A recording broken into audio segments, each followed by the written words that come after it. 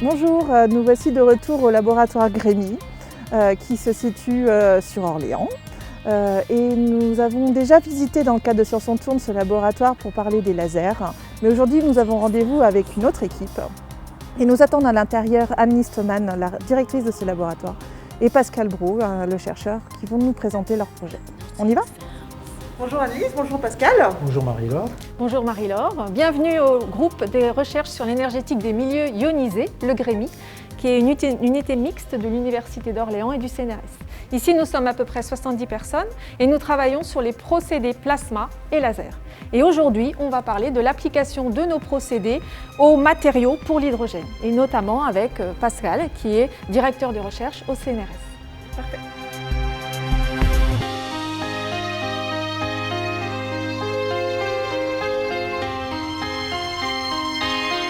À côté de la pile à combustible qui produit de l'électricité, se pose la question de la production de l'hydrogène lui-même.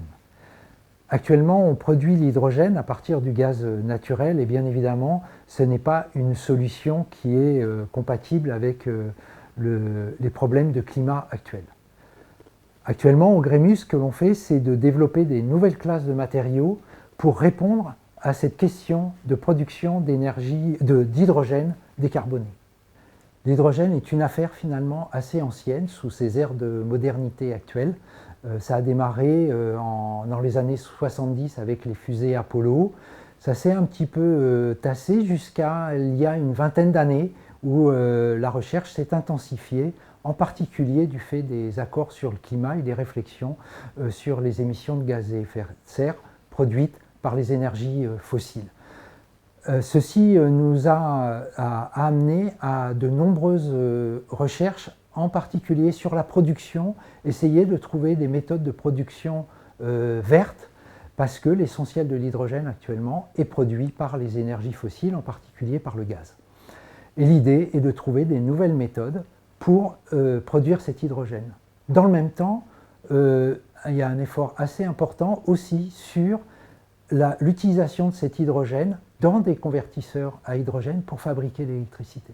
En fait, l'hydrogène sert à fabriquer l'électricité et il y a de nombreux exemples qui fonctionnent très bien maintenant et dont il faut généraliser le déploiement. Ce sont les véhicules électriques à hydrogène à côté des véhicules électriques à batterie. La pile à combustible à hydrogène est un convertisseur de l'hydrogène en eau avec l'oxygène de l'air. Alors, c'est composé de 3 cellules élémentaires, 2 électrodes conductrices du courant et entre les deux, un isolant du courant. Alors, les électrodes sont une des parties critiques puisque à l'intérieur, il y a des catalyseurs qui sont, qui sont composés de méthanobes, de petites particules de méthanobes, en particulier du platine. Premier inconvénient du platine, c'est qu'il est très cher. Le deuxième, c'est qu'on ne le trouve qu'en Afrique du Sud et un peu en Russie. Et donc, on a une dépendance géostratégique de ce matériau. Donc, tout le travail au laboratoire Grémy a consisté à réduire la quantité de catalyseurs platine à l'intérieur de ces électrodes par la technologie plasma qu'on a développée au laboratoire. Et avec ça, on a réussi à faire une pile à combustible pour l'automobile qui était extrêmement performante, une des meilleures performances qu'on pouvait faire en laboratoire. Et actuellement, ce que l'on essaie de faire, c'est de remplacer complètement le platine par des métaux communs. C'est-à-dire on n'utilisera plus de méthanobes, mais métaux communs qui sont disponibles dans notre sous-sol, ici en France par exemple.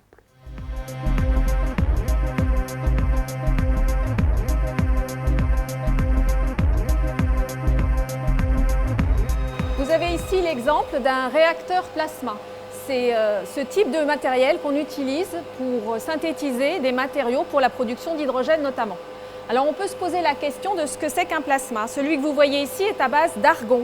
Un plasma en fait c'est un gaz auquel on a fourni de l'énergie et qui devient ionisé, c'est-à-dire qu'on arrache des électrons aux atomes de gaz.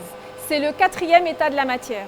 On connaît pas mal de plasmas naturels que sont les aurores boréales, la foudre, les étoiles. Et nous, en laboratoire, on peut reproduire ce milieu très énergétique et très réactif avec lequel on peut faire énormément de choses, notamment modifier ou synthétiser des matériaux. Dans ce réacteur, on fait ce qu'on appelle de la pulvérisation magnétron-plasma, c'est-à-dire qu'on utilise les ions du plasma d'argon pour arracher de la matière d'un matériau qu'on appelle la cible. Ce matériau est ensuite pulvérisé, il passe en phase vapeur et il vient se déposer sur un autre matériau qu'on appelle le substrat. On réalise ainsi des films minces ou des revêtements d'aluminium qui sont en fait un matériau utilisé pour la production propre de l'hydrogène. Au laboratoire, nous avons différents types de réacteurs, comme celui-ci, Pharaon, et qui sont à chaque fois adaptés à une application. Nous les utilisons pour faire de la recherche fondamentale, c'est-à-dire que nous étudions le procédé plasma pour obtenir des matériaux avec certaines caractéristiques pour qu'ils soient performants dans l'application. Cette recherche fondamentale, nous la faisons donc sur ces réacteurs qui coûtent relativement cher et qui sont financés avec de l'argent public, comme de l'argent de la région, de l'Europe, etc. Et grâce à ce que nous apprenons sur les procédés, nous pouvons développer ensuite ces procédés dans l'industrie et faire un transfert technologique. Sur le sujet de la production de l'hydrogène par voie hydrothermale, nous étudions les revêtements de films d'aluminium par plasma. Et c'est Sarah Ibrahim, qui est postdoctorante au Grémy, qui mène ces travaux. Pourquoi l'aluminium? En fait, de nombreuses études montrent que l'aluminium présente une réactivité très élevée avec de l'eau pour la production d'hydrogène. Les nanoparticules d'aluminium présentent une surface spécifique très élevée, ce qui est très bien pour la réaction surface avec de l'eau. Par contre, la manipulation des nanoparticules présente un danger pour la santé humaine et environnementale. C'est pourquoi on a pensé à obtenir ces matériaux, mais sous une autre forme, sous les formes de couches minces, nanostructurées ou nanoporeuses, en utilisant un plasma. Pour obtenir ces films, on a pulvérisé l'aluminium dans un plasma d'argon-hélium. Et les résultats de MEB de microscopie montrent la morphologie de ces différents films. Par exemple, pour le film obtenir dans un mélange d'argon-hélium, on voit une structure colonnaire très dense. Après qu'on a augmenté le pourcentage d'hélium dans la phase gazeuse, on a commencé à observer des pores à l'interface. Par contre, pour le film déposé en hélium pur, on voit une structure très différente, donc le film est très poreux. Et donc cette porosité est très importante pour l'application parce que la surface spécifique est très élevée et le film reste sur le substrat.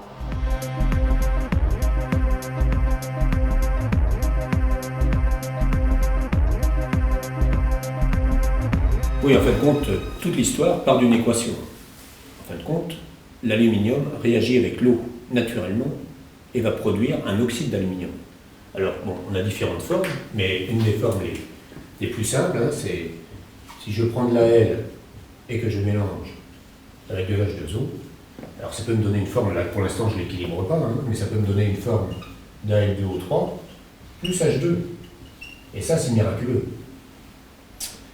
Et ça me rappelle un peu Retour à le futur, quand ils mettaient la canette de coca qui est en aluminium, pour le coup, dans le réservoir. Ça veut dire qu'on pourrait en fait utiliser directement l'aluminium comme carburant, quoi. Exact. Et tu sais que ça fonctionne. Dans mon ancien temps, j'ai fait des expériences à ce sujet-là. Mais tu penses que si je mettais un barreau d'aluminium complet dans une bassine d'eau, par exemple, j'arrive à produire de l'hydrogène? Je doute un peu. Oui, en fin de compte, c'est une question de taille. Donc on ne peut pas faire ça avec un barreau d'aluminium comme ça. On est obligé de passer avec des tailles plus petites. Et ce qu'on a fait justement auparavant, c'est qu'on a travaillé des poudres nanométriques. Et ça marche miraculeusement. Et tu n'avais pas essayé la micrométrique aussi? Alors on a essayé la micrométrique, mais la micrométrique ne réagit pas aussi bien. Donc là, je vais revenir un petit peu sur le principe, mais ça, c'est vraiment dommageable que ça ne puisse pas fonctionner avec des micrométriques. D'accord. Donc l'idée, c'est de prendre des poudres nanométriques que l'on va plonger donc, dans un réservoir contenant de l'eau avec une température plus ou moins variable, ça on va faire varier, et on va regarder la capacité de dégagement d'hydrogène. Alors la réaction qu'on a dans ce cas-là, c'est plus tout à fait la même, mais on a une forme de bohémite, H2O, c'est pareil, mais c'est une autre forme d'oxyde, c'est ALO et OH plus H2. En fin de compte, là j'ai le poster qui est juste à côté, qui est un poster qui résume les travaux que l'on a fait auparavant à ce sujet-là. Ça te rappelle quelque chose, Fabien?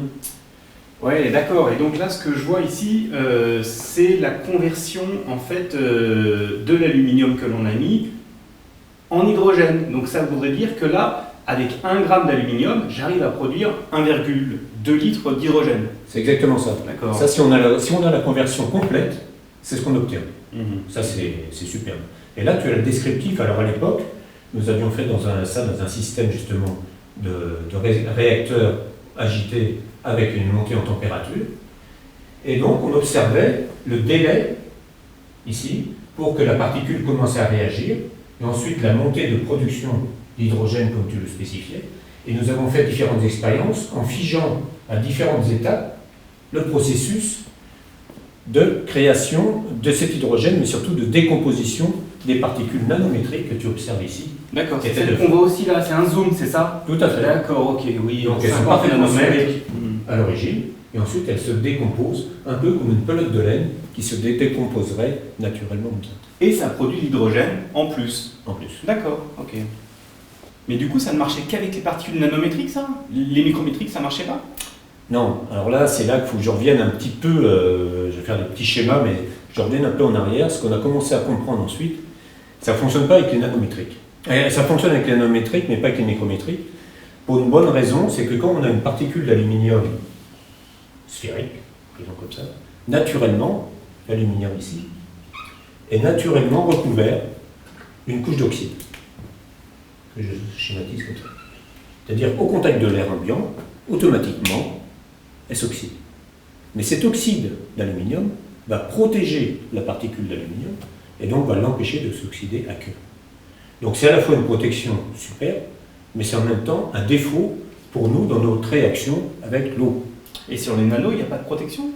Alors, il y a la même protection, mais ce qu'on suppose pour l'instant, mais c'est encore une hypothèse, hein, on n'a pas les moyens, donc si je dessine, bon, c'est pas la même échelle, hein, là je parle de micrométrique aux alentours de 10 à 50 micromètres, là je suis à 100 nanomètres. 10 micromètres, c'est à peu près la taille d'un cheveu, hein, c'est ça? Hein? Oui, un peu moins.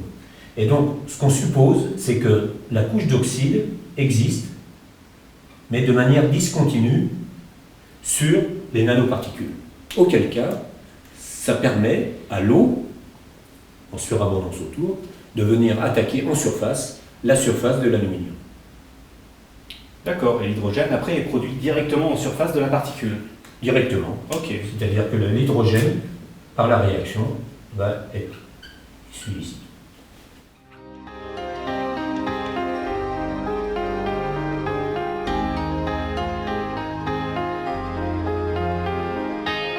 Ça a l'air de bien marcher quand même, l'oxydation des nanoparticules.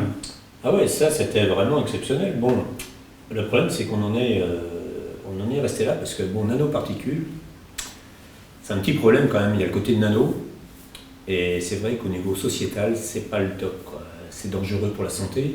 Les barrières humaines ne permettent pas de les arrêter. Ça doit pas être facile non plus à produire quand même. Hein. Alors tu as tout à fait raison, c'est en plus assez coûteux à produire, on en produit des toutes petites quantités. Donc là on s'est dit que c'était pas une voie viable pour le grand public, quoi. Donc une des possibilités, c'est d'essayer de voir un peu comment on peut passer au micro, en sachant que le micro nous pose problème. Donc c'est là qu'on a essayé un certain nombre de... Tu te souviens, avec Stéphane, on a essayé de faire un certain nombre d'expériences en utilisant, je crois, un autoclave et... Ouais, effectivement. Hein, il a fait des expériences dans son autoclave en augmentant les conditions de pression-température. Donc il continue avec des particules, il met de l'eau également, mais là par contre, il monte en température et en pression pour aider en fait finalement à casser cette couche d'oxyde. L'idée, oui, c'est effectivement d'arriver à la rupture de cet oxyde pour commencer à attaquer. Ça, autant le nano, il me semble que ça donnait des taux de conversion quasiment de 100%. Hein. On arrivait à 1,2 litres par gramme. Bon, là, on était plutôt sur des taux de conversion qui étaient aux alentours de 50%. Hein. Oui, donc c'est pas encore complètement satisfaisant. Non. Bon, ce qui explique aussi pourquoi, en fin de compte, on s'est retourné vers nos collègues du Grémy. Parce que l'idée, on n'a pas abandonné l'idée du nano, mais comme on ne pouvait pas l'utiliser en tant que tel, ce qu'on a suggéré, en fin de compte, c'est d'utiliser leurs compétences en dépôt sur les surfaces planes pour faire des croissances cristallines, de manière à recréer une structure éventuellement nanométrique, mais qui ait une certaine compacité et une certaine capacité, en fin de compte, à être manipulée de manière relativement saine. D'accord, donc en fait, les pastilles que le Grémy va te donner, tu vas pouvoir les mettre dans l'eau directement et produire l'hydrogène. L'idée, c'est de repartir sur justement la base initiale, c'est-à-dire sur des réactivités à basse température. Il y a vraiment ce que je vous avais présenté tout à l'heure sur le poster, c'est-à-dire faire la même chose qu'on faisait avec les nanos, mais là, le faire avec des surfaces nanostructurées. C'est notre espoir, en tous les cas. Pour l'instant, on n'a encore pas essayé, on vient d'avoir des surfaces.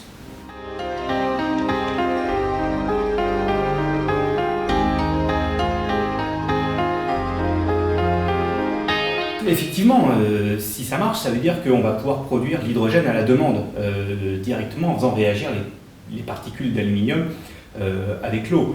Le gros avantage, c'est qu'on n'aurait pas besoin de stocker l'hydrogène à très haute pression dans des réservoirs. Si on prend l'exemple par exemple de la Toyota Mirai, la deuxième qui vient de sortir, on a à peu près 120 litres d'hydrogène qui est stocké à une pression de 500 bars. Ça ferait quoi ça si on fait l'équivalent en aluminium? Eh bien, l'équivalent en aluminium, on aurait besoin pour avoir la même énergie. Alors, on a une autonomie d'environ 500-600 km et une puissance de 100 kW. Il faudrait à peu près, on va dire, 60 kg d'aluminium en poudre, ce qui revient à dire 20 litres d'aluminium. Donc 20 litres, c'est plus petit qu'un réservoir d'essence actuel. Donc, si on veut comparer par rapport à la puissance dont on aurait besoin pour un téléphone portable, finalement qui est beaucoup plus faible, ça veut dire que quelques grammes suffiraient pour produire l'énergie nécessaire à alimenter un téléphone. Donc sur la partie mobilité, c'est vraiment très intéressant.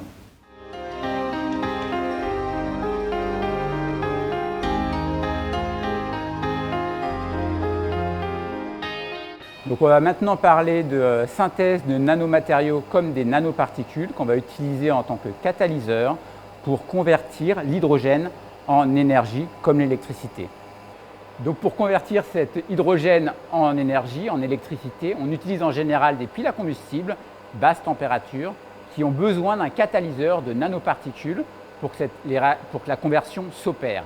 Le platine en général est utilisé et nous ici on cherche à remplacer le platine par des matériaux moins cher, mais tout aussi efficace, en utilisant des technologies plasma. Donc sur Aramis, on utilise le même procédé de pulvérisation magnétron plasma. Cette fois-ci, on ne va pas déposer sur un substrat solide, mais sur un liquide. Donc on va mélanger des atomes de platine avec des atomes d'un autre élément métallique moins cher. Ces atomes vont se déposer sur un liquide, former des nanoparticules, et ces nanoparticules, le catalyseur, vont ensuite tomber dans le liquide et à la fin, on va avoir une solution chargée en nanoparticules, une solution colloïdale dont on va servir pour fabriquer des encres catalytiques pour fabriquer les piles à combustible. Ce que je tiens dans mes mains est une solution qui contient les nanoparticules de platine déposées par la manip Aramis. Pour l'instant, ils sont dans un liquide visqueux qui résiste à des faibles pressions. Pour récupérer les nanoparticules, je rajoute du carbone à la solution. Et ensuite, je fais la filtration à travers ce dispositif. Et je récupère sur le filtre une poudre de carbone et de nanoparticules de platine.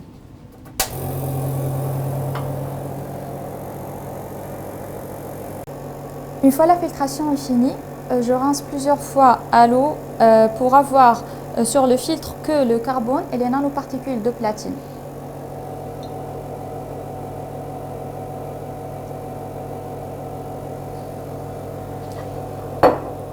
À la fin, on récupère un filtre qui contient des nanoparticules de platine et le carbone qu'on utilisera pour la fabrication de l'encre catalytique qui nous servira pour fabriquer des piles à combustible.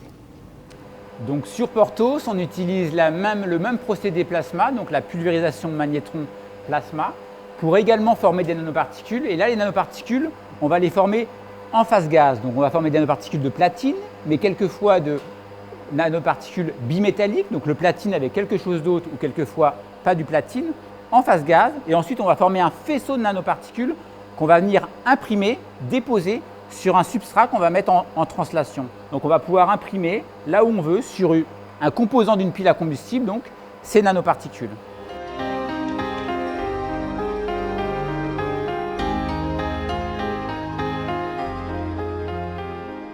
La réaction que je vous ai présentée ici fonctionne aussi dans un mode de combustion. Alors ça, souviens-toi, on a des études là-dessus aussi, Et ça concerne un autre domaine, c'est plus la formation d'hydrogène in situ, mais c'est plutôt la propulsion et éventuellement la mobilité. Alors en général, c'est sur des engins spatiaux. Je rappelle juste que les deux boosters d'Ariane, si je représente Ariane avec son moteur Vulcain ici, les deux boosters qui sont accrochés le long d'Ariane sont des boosters à poudre qui fonctionnent avec de la poudre d'aluminium. Alors une des tendances à l'heure actuelle, c'est d'étudier aussi éventuellement remplacer la poudre des boosters par un système qui fonctionnerait avec de l'eau aussi et chercher éventuellement un système de propulsion à base d'eau, aluminium et eau. Ben alors ça veut dire que tu aurais déjà l'énergie libérée par la réaction de l'aluminium avec l'eau, qu'en plus tu produis l'hydrogène qui pourrait à son tour réagir dans un deuxième temps. Exactement, l'idée c'est ça, c'est de pouvoir faire un système à 2 étages, c'est-à-dire qu'on aurait un système où l'eau et l'aluminium réagiraient en combustion, fournirait de l'hydrogène qui pourrait être utilisé dans un 2e étage pour un second propulseur. Donc là, tu parles combustion, ça veut dire qu'on est sûrement à des températures bien plus élevées. Ça n'a plus rien à voir, on n'est plus du tout dans le même domaine. Quand on est en combustion, la combustion de l'aluminium, ça nous permet d'atteindre des températures aux alentours de 3500 Kelvin, qui est absolument énorme.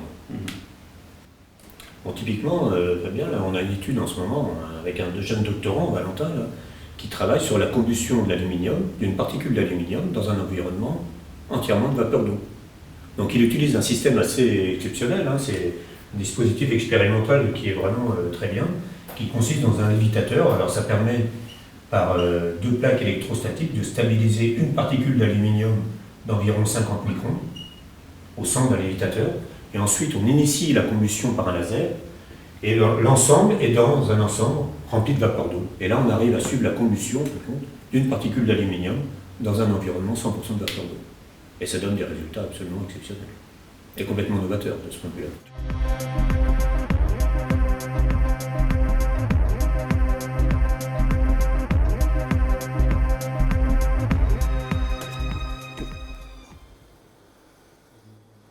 Le lévitateur électrostatique est composé de 3 électrodes, une supérieure, une centrale et une inférieure.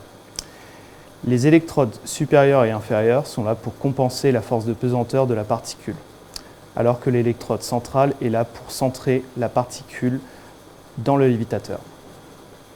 Le laser CO2 nous permet d'enflammer notre particule. Pour cela, nous prenons des précautions. Nous séparons notre laser en 2 pour pouvoir garder en fait la même intensité de 2 côtés pour allumer notre particule et ne pas perturber notre particule, qu'elle sorte de notre champ de focalisation qui est très restreint. On parle de 1 mm de champ de focalisation. Pour pouvoir enflammer notre particule, nous devons respecter le triangle du feu. Ce triangle du feu est composé d'une source d'énergie, d'un comburant et d'un combustible. La source d'énergie est donc le laser CO2, qui produit l'énergie nécessaire à l'enflammation de la particule. Le comburant est donc l'air dans notre chambre ou alors l'ambiance gazeuse qu'on choisit de mettre dans notre chambre. Nous avons fait plusieurs essais. Nous avons fait un essai avec le H2O, l'O2 pur, le CO2, plein d'autres gaz qui permettent donc la combustion de notre particule. Et notre combustible est donc la particule d'aluminium. La particule d'aluminium passe à l'état liquide, significatif de cette forme sphérique qu'on peut observer. Les petits points lumineux qu'on observe autour de la particule qui se forme sont les lobes d'alumine, qui sont des produits de la combustion de la particule d'aluminium. Ces lobes recouvrent presque intégralement la particule d'aluminium jusqu'à provoquer la fin de la combustion.